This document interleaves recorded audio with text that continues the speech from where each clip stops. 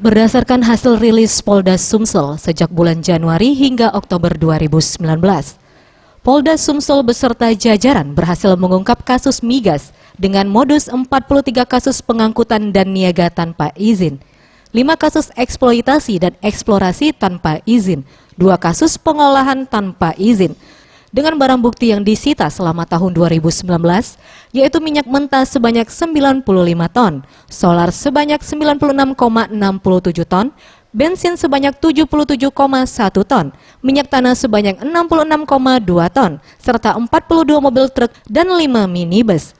Saat ini 50 kasus migas tersebut telah diserahkan ke Kejaksaan sebanyak 13 kasus dan 37 kasus masih dalam penyelidikan.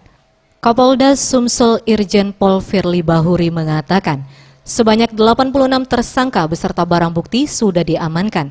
Para tersangka akan diberikan hukuman sesuai pasal 53 huruf B dan D Undang-Undang Republik Indonesia Nomor 22 Tahun 2001 tentang minyak dan gas bumi serta pasal 480 KUHP dengan hukuman 4 tahun penjara dan denda 40 miliar rupiah. Alhamdulillah, sampai hari ini Polda Sumatera Selatan sudah melakukan penyidikan tindak pidana di bidang minyak dan gas. Itu ada kurang lebih 50 perkara dengan jumlah tersangka kurang lebih 86 orang.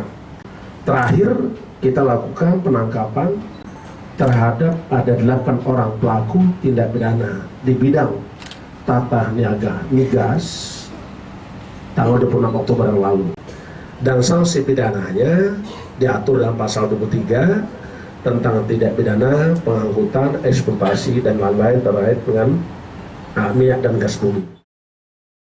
Tim Liputan Sriwijaya TV.